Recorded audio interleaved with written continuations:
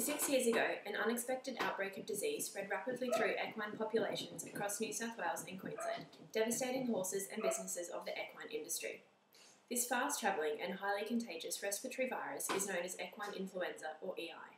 It is capable of affecting all species of the equine family and is considered endemic to equine populations across most of the world. While EI can be shed via direct contact between horses and carried through humans, it can also travel over short distances on large cough droplets, over longer distances in aerosols of small droplet nuclei and on fomites. The relationship between meteorological factors and the reasons behind the fast pace at which EI spreads was unclear prior to the first outbreak. However, a team of researchers headed by Simon Firestone presented a research article titled "The Influence of Meteorology on the Spread of Influenza: Survival Analysis of an Equine Influenza Outbreak" in 2012. By studying the outbreak of EI in Sydney, Australia in 2007, factors and variables were able to be studied in depth based on evidence collected from the infected properties.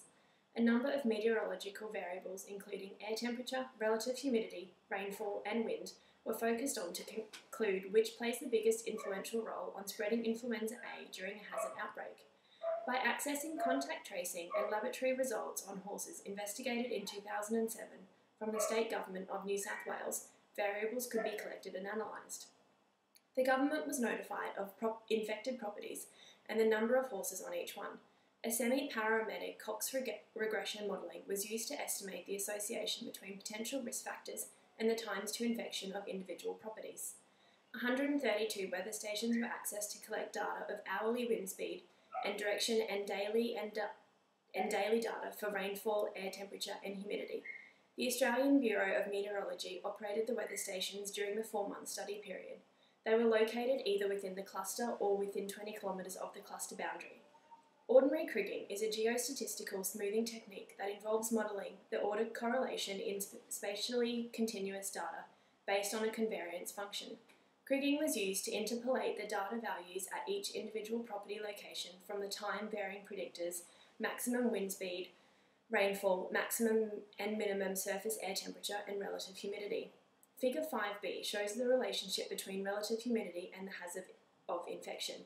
From the results collected for this research project, it was evident that the spread of influenza is influenced by specific weather conditions. The spread of EI increased on days that consisted of cool, dry conditions. It is mediated by the complex interaction affecting the survivability of both aerosol droplet nuclei and virus particles. The rate of infection was higher on days where the relative humidity was less than 60% and lowest on days where the daily maximum temperature was between 20 and 25 degrees.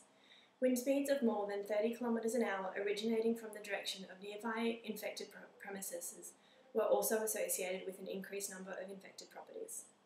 Relative humidity, air temperature and wind velocity have the most symbiotic relationship with equine influenza outbreak and are the most influential on the spread of influenza.